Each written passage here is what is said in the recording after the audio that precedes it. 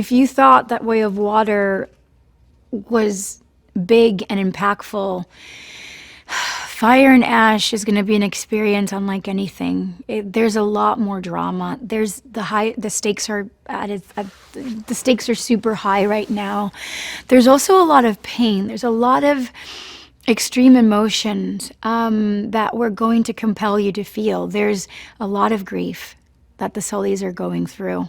Losing a child is not something that anybody sort of starts a family ever thinking it's going to happen, and it does. And when it does, it's the unthinkable that happens. So they are broken, and they're hanging at the seams. And there's a lot of anger. There's a lot of confusion. There's also a lot of love, a lot of desperation. It's definitely been an evolution, and I'm grateful for that. It's been a real relationship between boss and employee, leader and follower, also partners. Also, Jim has become a very fatherly figure to all of us, and that to me is what that moves me so much. And as much as he is stern and relentless and determined and so much of a detailed perfectionist, he's such a decent person.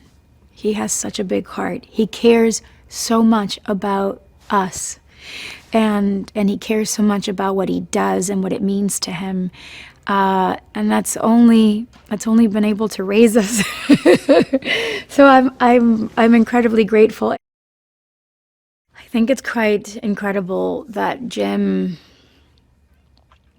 created this clan, because it becomes a very relatable theme of fallen angels, and the aspect of this was a clan that was once probably thriving and incredible, long time ago. And through maybe disasters or just life, they felt abandoned by Awa, and that caused them to lose faith in Awa and in themselves. And that desperation leads, to a debilitating character in that clan. They become the Ash people. Her name is Varang, and she is definitely, she is the Sahik of the Ash people. So she's very powerful, she's very knowledgeable, and she knows how to run her clan by misguidance, of course, but they are very loyal to her. It was a dream come true to work with Sigourney Weaver, and then once again, a dream come true to work with Kate Winslet. She's so powerful. She's so talented. Her craft is so layered and versatile and complex, and she throws herself full throttle into her characters. And Ronal was definitely a character that she sank her teeth into. Sam is my brother, in so many ways, and we've kind of grown up together. We were given an opportunity of a lifetime as young up-and-coming, actors, to work with one of our giants. And I really do believe that it's the gift that keeps on giving. It's not a coincidence, and it's not lost on me that Sam and I have still managed to stay and keep in touch throughout the years. And as we have grown, not just as professionals, but primarily as people, to be a part of each other's lives at whatever capacity has been a true gift for me. I love him with all my heart. I think that Avatar, our very first installment of Avatar, had left such a long-lasting impression that there was this anticipation, in the air. Also to the advantage, with all the time that had passed, now there were going to be multi-generational, components to family, gathering, family groups, because so much time had gone by that you had parents now of children, or grandparents and parents that were going to be bonding over something. I think the message with our story, with our saga, is so meaningful, that it penetrated very quickly to the core of every human being. And And we find ourselves identifying with a lot of the things that the Na'vi are battling with. And we're rooting for them. I think family is the root of these movies. It's, you know, Jim just said to me that the movie was essentially this love story between Jake and Neytiri, between an alien and a Na'vi.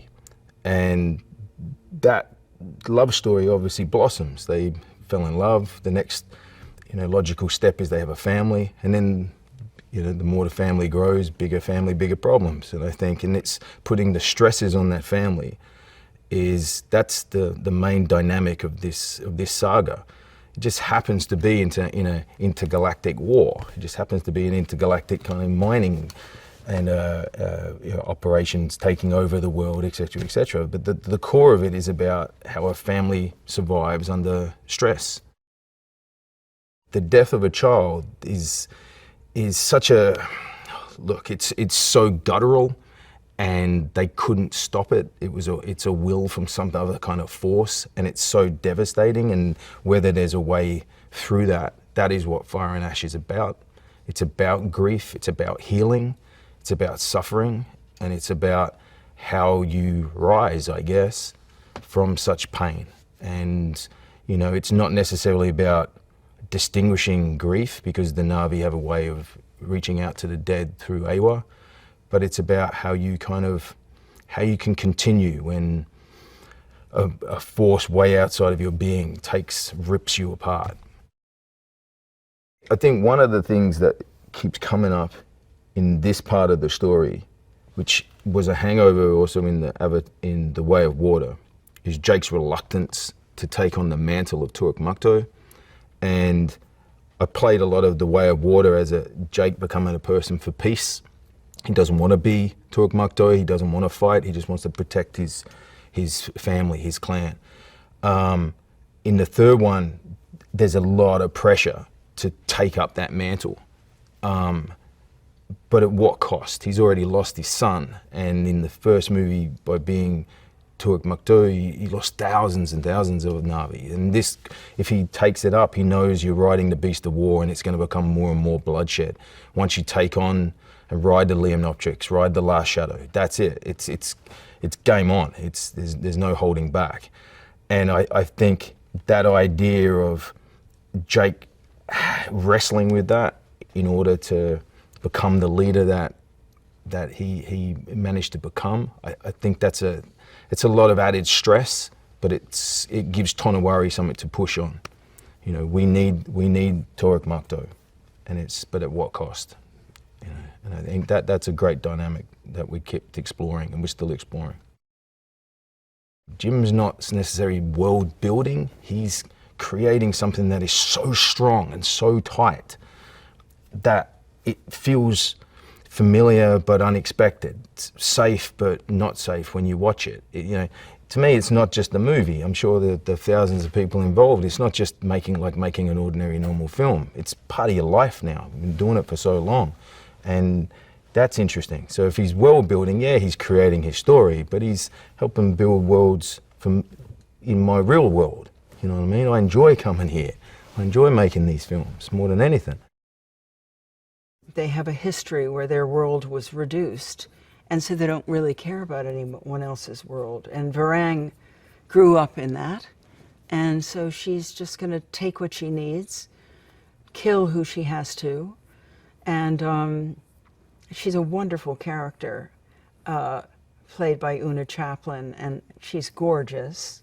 She moves sort of like a panther, serpent, you know, extraordinary, and has no qualms about destroying a little human boy, or even an adolescent Na'vi girl. We're all potentially her victims. So that begins a very huge ongoing battle with us from a completely different quarter. I think Kiri feels at the beginning of 3 that she's the one person who doesn't have access to Awa, because every time she tries to connect with the spirit world, she's blocked out. So for whatever reason, as she says it, Awa has closed her ears to her. And it's a source of great despair. And yes, she seems to have this connection, but none of it really makes sense because she's not allowed to communicate the way everyone else is. So I think it's a source of, great unhappiness for her. I didn't really get to know Zoe on the first one. I just think she's so remarkable and won and should have won an Oscar because Neytiri is one of the great woman characters ever created, and so original. And so suddenly I was playing her daughter, but also not her real daughter, so kind of a scrappy, moody daughter. And what's so touching to me is that Zoe is such a great mother, and that she, as an actor and as a mother, was able to somehow navigate Kiri's ups and downs, good moods and bad moods. And we really got to see the relationship develop. So even though I'm a kind of brat at the beginning, as we go together through this experience, you can see the attachment grow between us as Kiri's growing up, and we're all getting used to this new life. So Zoe's just an extraordinary woman and actor, and I feel so lucky that I have, all these films I get to work with her. As a character, he made the choice that he would always make sure Kiri felt completely loved, accepted, and supported by him. And I can feel that commitment when I work with Sam. He's sort of like the rock for me. He can't do anything that's untrue. And it's very exciting to work with someone like that. I think very, very few people know how to tell a story as effectively as Jim Cameron does.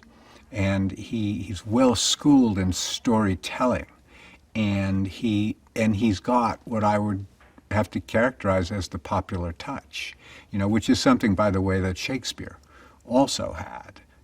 It's a good thing. What you're doing is you're kind of lifting people to the vision that you have, it seems to me. And I think Avatar has been able to do that. And it continues to expand, and that's hugely important. I was trying to keep up with her. We go off into the country, into the woods, and climb mountains and stuff. And she just was this incredible dynamo of energy and strength and good humor. She's got a wonderful sense of humor about her. She's she's a very gentle soul at heart, which is part of what makes her so effective as Varang. She just, because I'm a gentle soul, and I love being Quaritch, there's nothing more fun than going nasty, and she does too. And, and as I understand it, she's just a marvelous, marvelous actress. You watch the way Varang moves all the time. It defines the character. There's a sinuous quality to it that's very dangerous. She's like a coiled whip, the character. Well, I would directly relate that back to her, the physical capabilities of her grandfather, who was pretty adept at doing things with his own body. So she's the real deal. Jack was raw material. And so for Jem, I was like, oh boy. And I think for us too. And I was there so many days with Jack, working with him, and just aware of the example that one has to set, that we taught him how to work, not just myself, but Sigourney and everybody, Zoe and Sam very much so, and taught all the kids, you know, because they didn't have a lot of experience, but they, boy, how fortunate, you know, they are to be with Cameron and the likes of Sigourney and Zoe as examples and stuff. So they got a good taste of what it means to work hard and to become a professional actor. And Jack, no less than any of these kids, has risen to the occasion. Working with Sigourney is always a challenge and a treat. She's one of our greatest actors. And I would say the same for Zoe and Sam. Sam and I worked well together. We kind of are a little bit by the book on things. You know what I mean? We want to, I think we're competitive because the characters are competitive, you know. But over the years, we've developed a nice working relationship, a very friendly relationship. He's a fine actor, and he's perfect as Jake Sully, as the everyman Jake Sully, as the guy who holds the family together. Zoe is she's an inspired actress as well. She brings passion and heat to whatever she does. She has no use for Quaritch, so we've been butting heads for several films now, and we'll continue to do so. There's no love lost between us, between Quaritch and Neytiri, but there is kind of a grudging respect, at least from my part, towards her. Fire and Ash gets wonderfully complex, and we start feeling into, like, you know, the different layers of being in Pandora, like different cultures and different flavors of Na'vi that we have, and going into like some complex places as well with our beloved Neytiri, you know, who gets, you know, she gets pretty dark in this one, and, you know, kind of feeling into, I think the way I like to think of it is we get into some shades of gray in a world that's been so wonderfully blue, and we start feeling like, oh, okay, what's that, and how to, you know, and the bad guys just won't leave. They just won't leave. And what happens to us when we are just harassed to a degree that is kind of unimaginable, but also very real in our world. So it gets really interesting and complex. Well, the Ash, or the Manquan, their land and their home tree got completely devastated by a natural disaster. And so life kind of died there.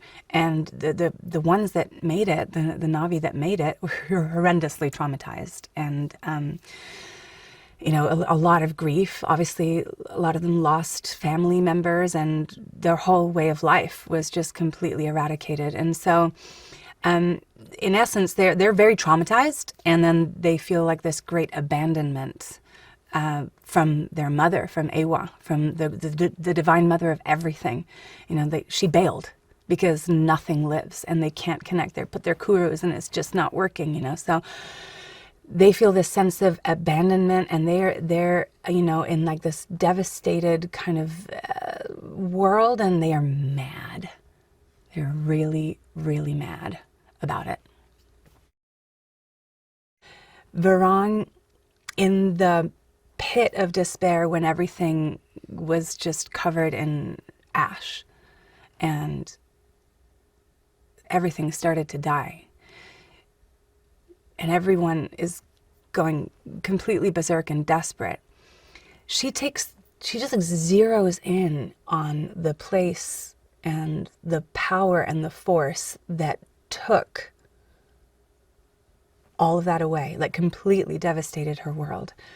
And she focuses in on it and just charges towards it and studies it and devotes herself to it, really, and becomes an ally of this force that defeated Ewa, that killed life. So she's like, oh, that's where the real power is. And then not just that, but then she like turns it around on her people, and she figures out a way to harness their pain and their grief and their despair and turn it into fire and power and force and purpose and direction. She kind of orients them with their backs to Ewa. The training was kind of like one of my favorite parts. I spent most of my career in a corset, and finally I was getting to use like the fullness of my body, and that was in the fight training and the sticks. Gosh, I can't even remember the style of fighting that we were doing, but with like these sticks, so cool. And then the bugong, and then the archery, and like all of those pieces that are just like, I've always just wanted to do that, just for fun, and for learning how to fill my body and how to use my physical being to like exert force and energy into the world, in a good way. Not like Varang. But it was also fun to explore it in her terms, because, the level of conviction that I needed in order to, have the force of the power of my word and the power of my gaze, and to really feel like the queen that Varang, in earnest is. There's no crutches.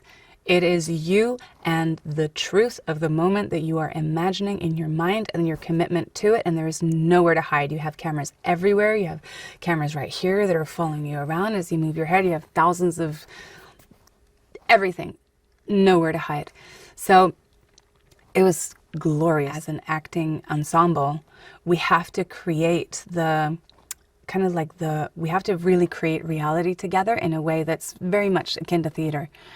And kind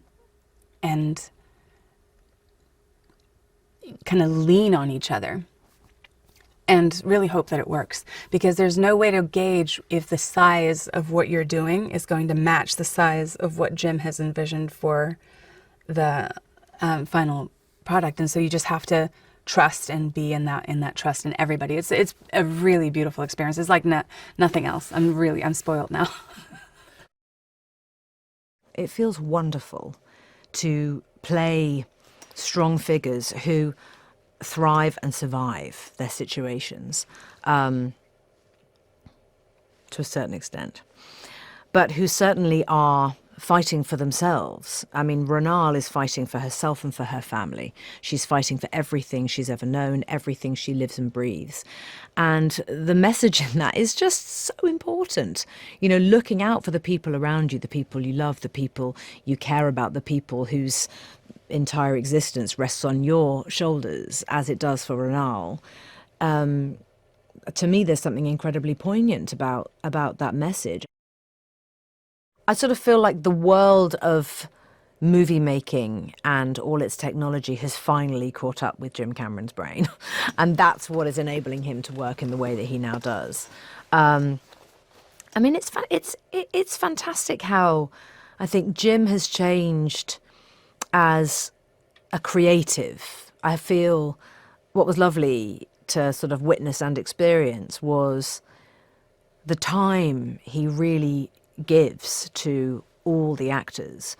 I mean, if someone had a question, everything would stop. The cameras would go down and the conversation that needed to happen would happen, and it would be given ample time. He's very in control of exactly what he wants. He is completely the sole creator behind all of it.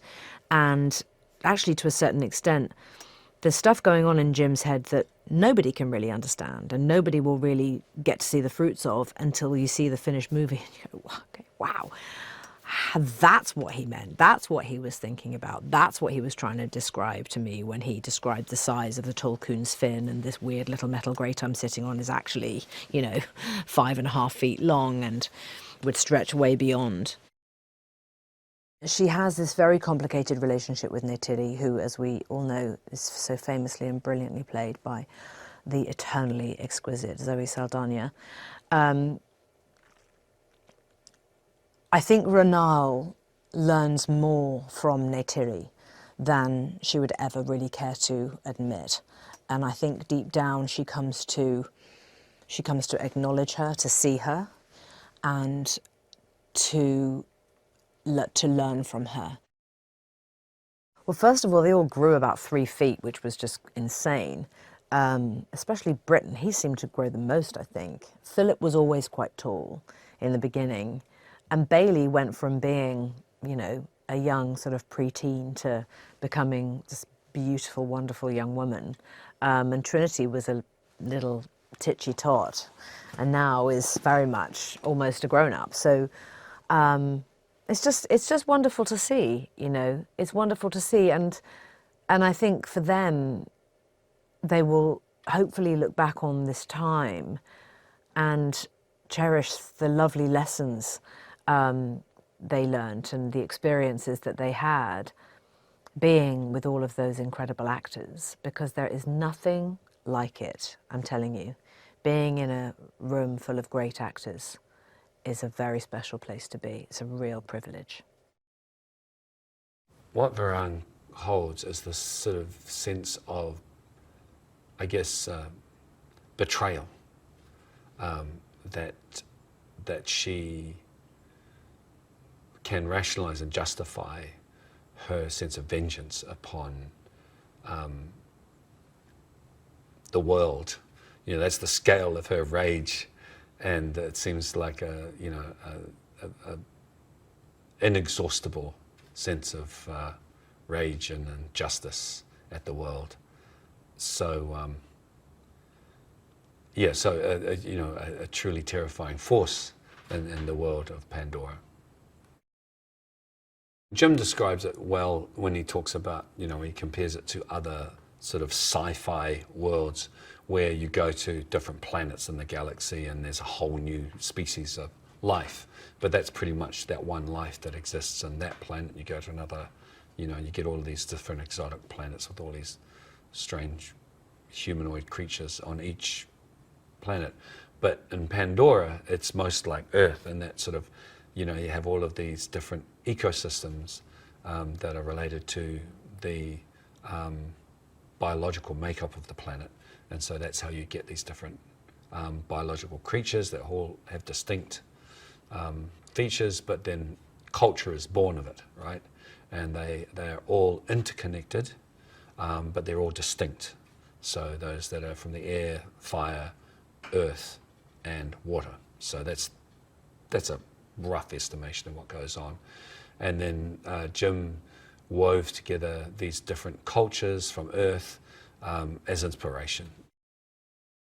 Not to sound corny, but I do really think that Avatar: The Way of Water, amazing, but Avatar: Fire and Ash is like Avatar: Way of Water, but just 2 times bigger on steroids, whatever you want to use, because you see even more of the world, even more of the terrain, terrains you've never seen before that are still just as spectacular, but even maybe in a dark, grim way.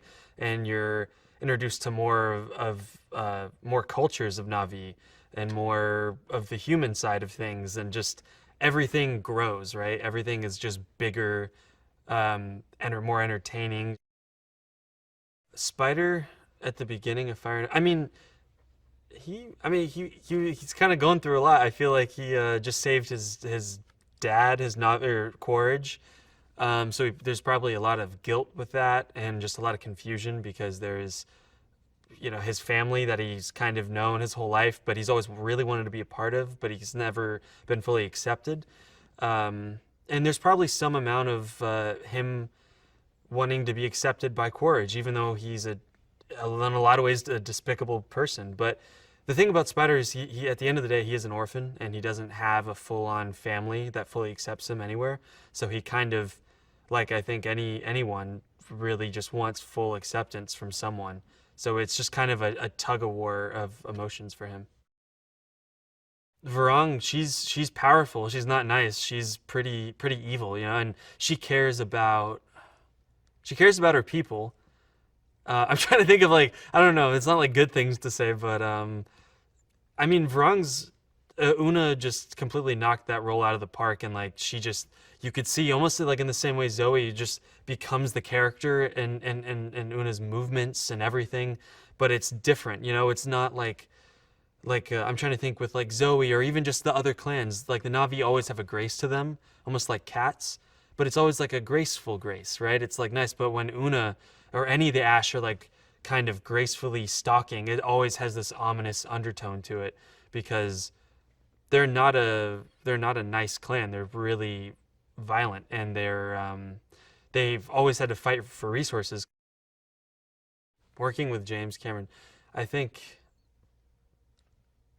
for so many years, if you work with someone, I feel like you can't help but get close. And with Jim and I saw him every day. I've been to his house, hung out with his kids, and there was a point where I feel like, I mean, to this day, I feel like he's like a family member to me, and like a father figure, a mentor, and he's like, yeah, I love Jim. You know, he's been there for me a lot of times during the really hard days.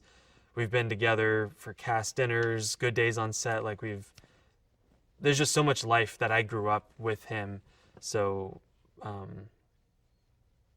but I mean, working with him, I mean, he's James Cameron, right? Like, he can do lighting, he can do stunts, he can do he knows everything about everything. So just to watch someone that good at their job is kind of always a little,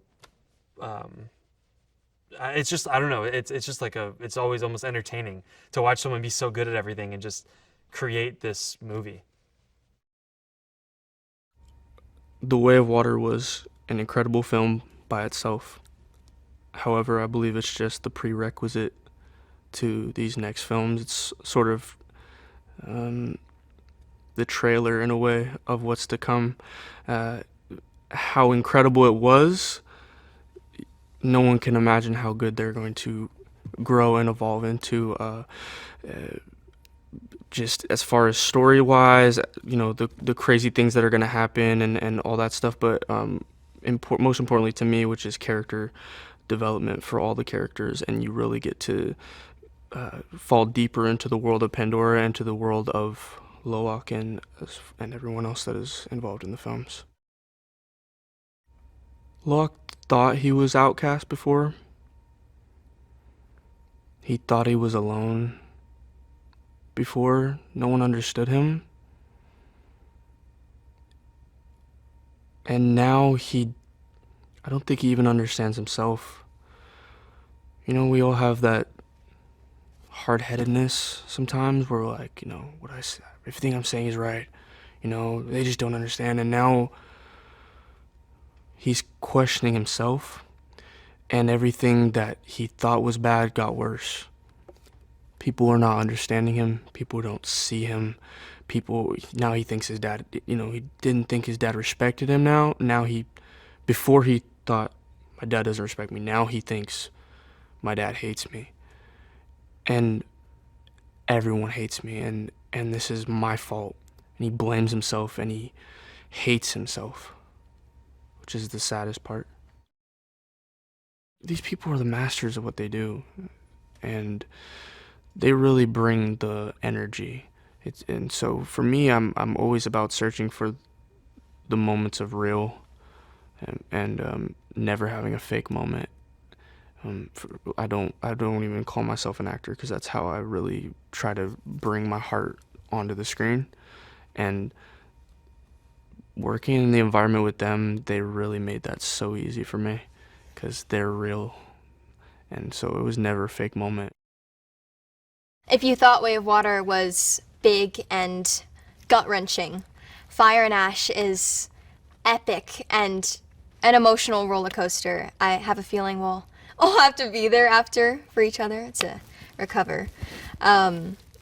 It's going to be so epic and incredible. I'm really excited for us to see new environments on Pandora and new cultures. After Way of Water, it was pretty devastating, the things that happened to the Sully family, so Took is definitely never going to be the same, but yeah, it's going to be interesting when the Ash come in, and feels like things just keep getting more and more complicated. Took is often the underestimated one in the family. She's the underdog. Even though her siblings often not only underestimate her, but don't want to include her, she's still going to always show up for them, and oftentimes be there to surprise them when they need help the most. Not only is the older cast so great at what they do, but they are also such amazing people and really embraced us younger cast with this warm, welcoming energy. Being on set with them was so crazy and fun because I learned so much just getting to watch them do their thing and be in their zone. And also got to look up to these people and who I admire so much. Yeah, Zoe and Sam are parents, and they're very caring people, and so having them as on-set parents was super cool and fun.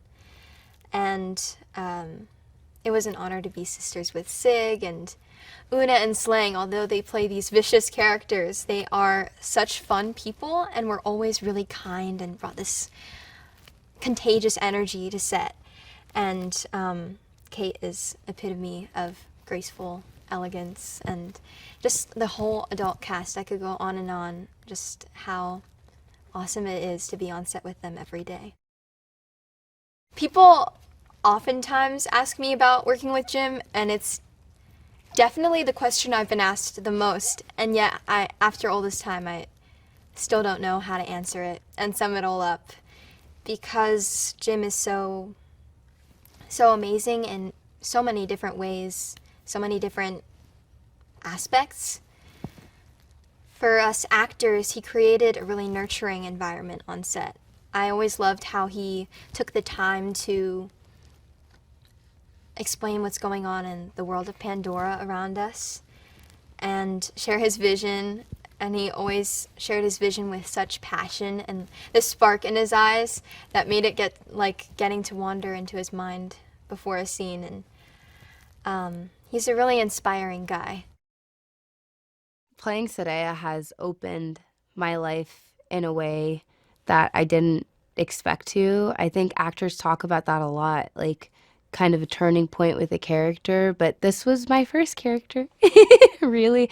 And I grew up with her, and it's really emotional because Jim gives us the space to really know our characters. And I know Tsireya, and I'm really excited for people to see her drive. I just have so much respect for Jim because he really takes his time to write female characters that are strong and brave and loud like women are. So I really look forward to. I'm a little apprehensive going into press because I heard little whispers of that when Avatar: The Way of Water and came out, and now I know we're going into Avatar: Fire and Ash. So I'm interested to see what people's opinions are of Tsireya, but I hope they recognize that she's someone that's time and time again is going to fight for what she believes in and stand up for the people that she believes in. And I really appreciate Jim giving me the opportunity to play her with the fire that I have in myself. I love the action scenes. I feel like we don't talk about it enough because I feel like with Avatar, we're always it's about a family. It's about, yes, there's touches on environmentalism, but really it's about the relationships we have with each other. It's also just a fun film. Can we just sit back and just say Avatar is it's a fun franchise. There's so much action. It's action packed. And Jim spends so much time talking about the action and wanting it to feel and the story behind every punch. And I think that is so fun. And then there's flying banshees, and then they're also fighting in the water, and then there's floating mountains. It's just everything you could imagine, everything you can think of and more in your imagination of a fight scene and action, and then it's just there in a film. I think I love that about Avatar: Fire and Ash. It's interesting how Tsireya once again jumps at the chance to help Lo'ak and help him remember how beautiful he is. But what's interesting about the way Tsireya is a caretaker, because it is a fine line in terms of your identity of being a caretaker, it is drawn by her strength and love for her community and her culture and herself. And she wants Lo'ak to see how great he is and continues to support him in that journey. Of course, I was really excited to work with James Cameron, and yeah, I love seeing him come up with stuff, and he never seems to run out of inspiration and excitement for the project, and that you know, that carries on to us acting in the film. Dr. Garvin is, you know, he's come to this planet to study animals, and it's a big opportunity for him to see life on another planet. So, you know, it's pioneering for him. And then it turns out when he gets there that he's just helping to slaughter them. And so he's very conflicted, and he's not happy with what the company is doing. I think people like to come back to this world for a number of reasons. First of all, it's beautiful. Secondly, it's an expression of the imagination of all the artists that work on it. So it's got some unique creatures and unique environments that you just don't see in other films. You know, I think they like that feeling of inhabiting a place that's beautiful. It's almost as if it sort of represents what we've lost here on Earth. You know, we imagine this kind of primeval beauty that used to exist before human beings, you know, kind of ran rampant across the planet and cut down all the trees and all that sort of thing. So there's a little bit of a nostalgia, you know, for a pristine world. So, you know, it's pristine, it's like ours. We recognize what's beautiful in Pandora because it's enough like our world. You know, a sunset's still a sunset, water is still beautiful, surf is still beautiful, underwater animals swimming around, dappling light, all of those things that we find beautiful here on our planet are almost amplified on Pandora. And we also feel that there's a kind of an ancient virgin world quality to Pandora, like it might have been like here on Earth thousands or even millions of years ago. So all of those things, I think, fascinate people. I think they feel able to connect to nature in a funny way. I think Fire and Ash will make absolute sense to people who are fans of the first film and of movie 2. It feels like a natural extension, and yet at the same time it absolutely swerves into new territory in a way that I think is really healthy for a sequel. I think people can get, you know, they can get bored very quickly, or they can feel like they've seen something before. It's like, why are you making this film? We already saw this, you know. And I think the film delivers on that level of the fresh and the new. I think where it's unexpected is that it's very truthful, very authentic about the emotional consequences of the things that happened in movie 2. You know, the Sully family, you know, for the kids, they lost a brother. For the parents, they lost a son. You don't recover from that. This is a whole movie about a family processing what it means to be in a war, for kids to be in a war, for parents to let their kids go and trust them enough, you know, that they're gonna make the right decisions, that they're gonna survive, that they have the ancestors to draw from. You know, this is an important theme in the movie. What drives me is the sense of wonder that we're able to create in a movie theater. You know, it's just that joy. It's the joy of working with artists that get what we're trying to do. We're trying to show something that people haven't seen before. We're trying to tell a story that's compelling emotionally in a world that's compelling visually. It's pretty simple, you know. So I have as much fun working with the artists that are doing the world building and the creature design and all that, and we got some humdingers coming, not just in 3, but in the ones beyond that.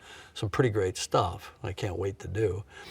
But I get as much joy working with the actors and bringing these characters to life, you know, because I'm a writer, I create these characters, and I love to see what the actors do with it, whether it's Sigourney or Stephen Lang or Oona Chaplin, Sam Worthington, Zoe Saldaña.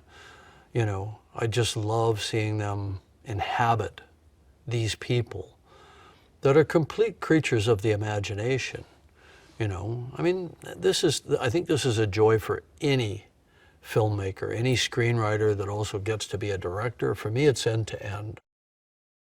Oona's version of Varang is just a beautiful performance. Just the way she moves and the way she talks and the way she makes her point, you know, her eye contact. I mean, I don't think I really appreciated how stunning Oona's performance was until I saw her performance in the character.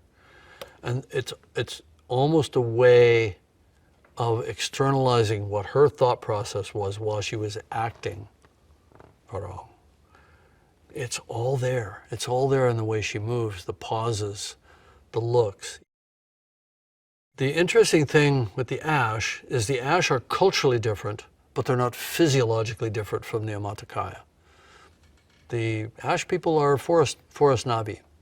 They've chosen to look different, as opposed to the Reef people, who are physiologically different. They're almost what scientifically you would call like a subspecies. The Ash people have a very, very different culture. It's based on fundamentally almost opposite principles from the Forest Navi that we know, the Omaticaya, and some of the other clans that we briefly see, right? But they're not physiologically different. Same tails, same body form as the Omaticaya.